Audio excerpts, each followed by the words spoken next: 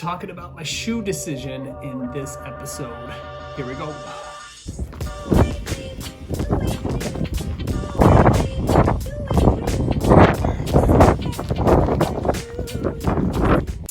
Okay, so for those of you who don't know, my name is Brian, and I am running my first marathon by myself, which is pretty cool. And originally it was supposed to be the Pittsburgh Marathon. That is canceled, and now I'm moving on. So the plan originally when I purchased running shoes, I just want to say, by no means am I an expert on anything. So please take my advice for what it is, which is basically pretty much a non-elite endurance athlete over the age of 45 trying to run his first marathon. Okay, so let me contextualize that for you. And what I had to do is I had to go on every single website you could imagine, and I had to experiment with a bunch of different shoes, and I had to weigh the cost of different things. And all of that to say basically that when you make a decision to buy a shoe, you make that decision and you are committing to something for about 300 to 400 miles. And in my case, that's been the case. Some people probably are putting on less miles on their particular shoes, but in my case, bang for my buck, money that I'm willing to spend, I'm probably going to stretch that between 300 and 400 miles. Now, I will say, I have the Hoka Rincons here that I've been running in, and I have 327 miles on these shoes. And the original plan when I was running the Pittsburgh Marathon, which would have been May 3rd, was that I was going to move on to the Hoka Carbon X's. Now, I really should have thought that one through a little bit further than what I did, which was basically like, I don't think I'm ready to run in sort of carbon fibered plate running shoes, having never even run a marathon to this point. So if I had to go back and tell my January self something, it would have been like, don't worry about the Carbon X shoes or the carbon plated shoes just yet. Find a shoe that you're comfortable in and run in that shoe in your first marathon, and then reevaluate what would you do next time. Because I will say also the other idea that crossed my mind was like, how do you get into those Nike Next Percents and the Nike Vaporflies and any of those elite shoes when you're not an elite athlete? So that was really new territory for me. But what I did find with the Hoka Rincons was it gave me enough of a cushion. I did a review on that. I can link that here. And I did a separate review of that, which was after 100 miles. And I gotta be honest with you, I love the shoe. The shoe is exactly what I needed in a daily trainer. I moved from the Saucony Rides to the Brooks Ghost 11s, and then now I went with the Hoka Rincon. So that's sort of been my shoe progression.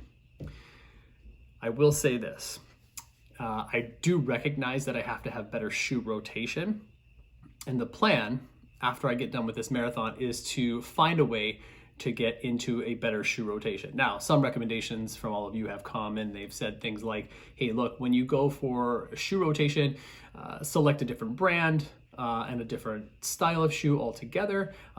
This way you can kind of gauge where you are with each brand itself. And then also factoring in like, what's the amount of long runs you're doing, and are you doing speed work? Those are all things for me to consider when I get to the point with shoe rotation, and I'll make a video about how I'm approaching that too. But as a novice runner, again, non-elite over the age of 45, I decided that the Hoka Rincon was the one for me. Now, if you look, the shoe has held up pretty well. Everything in the, the toe box area has been pretty good there. The only thing, and I've said this before in my last video, was inside here, and I'm sure you could see that, right? There's a little bit of that heel wear, that wearing inside the heel. Now, I did transition to a more of a runner's knot or a runner's loop, which I felt like actually helped with the heel slippage that I was experiencing. But for the most part, that little bit of wear back there has happened in every shoe that I purchased, especially in the right foot. So that's what I'm holding now. Now, overall, the shoe held up pretty well though.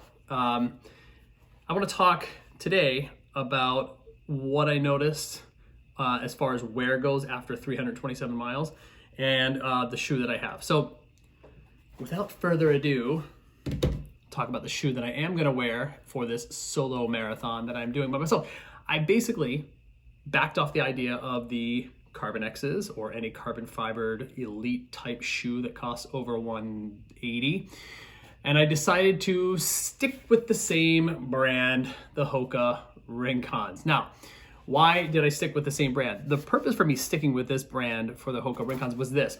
I have April 19th as the date that I'm running this marathon. I ordered these last Thursday, so that would have been like the 7th or the 8th, whatever day that was. They all seem to be blending right now. And I decided that now isn't the time to work in a completely different shoe and get used to that on a longer run when I only have one long run coming up, which is today. And I just felt like it was too much of an experimental sort of gap or a sort of experimental threshold to get through, and it just didn't make sense for me to transition right now. So I stuck with the same brand. But what this actually did by having the same brand here was it opened up the opportunity to say, well, what does it look like if you're considering the shoe? What does it look like from 327 miles on the bottom to what does it look like now? Now I showed you the wear, okay? I have both of the right shoes here, okay? I showed you the wear in the back heel, okay? Obviously no wear here, so we can't evaluate this. And again, if you want to see the longer review of the upper on this thing, you can go check out my review, and there's hundreds of others for the Hoka Rincons. But I'll just talk about the bottom, and I thought this was a cool comparison. So take a look at what a brand new sort of bottom of the shoe looks like. It does look pretty sweet. Is that what you're thinking? Me too. Right? So that looks really good. Now take a look at the bottom on this. Okay, I've been running on this probably 50 miles or so too long. Okay, I expected wear in the very back heel portion of this, but actually if you look, tons of wear on that mid, right? So I guess one of the conclusions I might be able to draw, and correct me if I'm wrong, again, novice runner, but I might be able to draw that I'm getting better with my sort of foot strikes, and I'm striking more of the middle of my foot rather than the heel, which is where these shoes have worn in the past for me, is heavy on the heel. So I feel like that could be a good indication. But just to do a side-by-side comparison of the heels, you could take a look at that, right?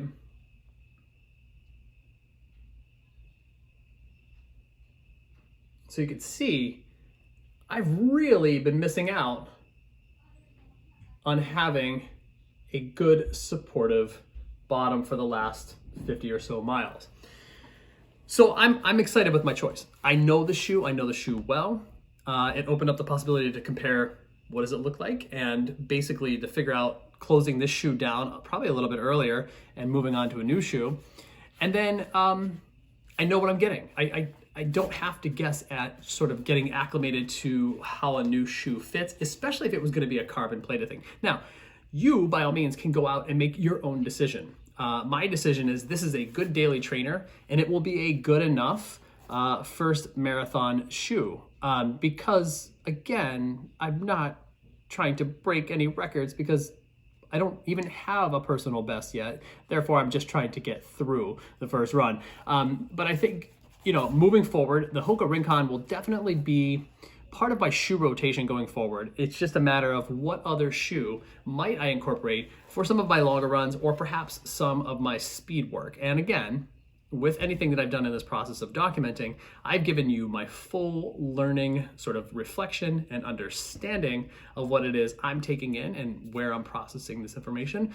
And you do your own homework, you do your own research, and maybe a video like this helps the average runner looking for what shoe to wear as a daily trainer and possibly transition into longer marathon type runs.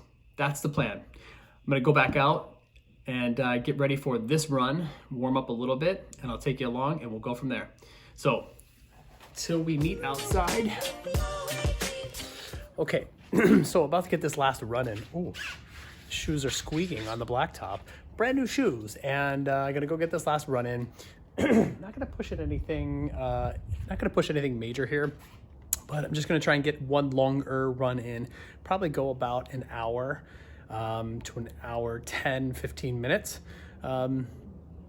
possibly an hour and a half. I really doubt that. I'm gonna just sort of feel out my body, see where I am, and make sure that I don't push anything too hard in this last week before next weekend's marathon. Now looking back on things in this taper, I actually feel like I did things probably a week too late, but I can't go back and change that now. So gonna push ahead and just make sure that my body is in good condition this week, hydrated, making sure that I'm eating appropriately, and just do the best I can. This run will be slow. I'm gonna really make sure that in this taper, I take things down to a point where, you know, about a 30-second sort of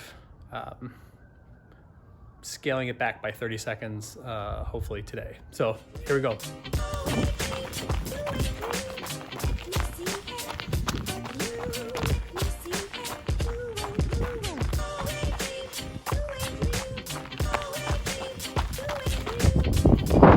Okay, so that is that.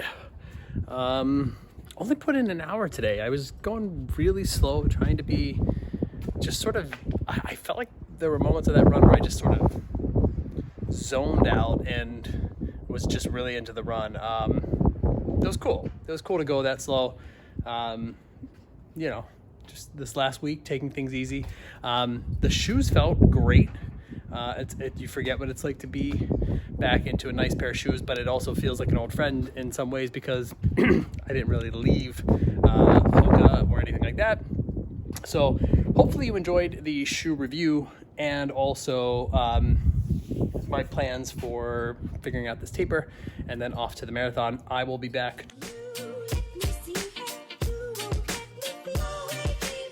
tomorrow. If you like what you're hearing, finding value in any way, please don't hesitate to subscribe, leave me some feedback and some comments. I really appreciate it.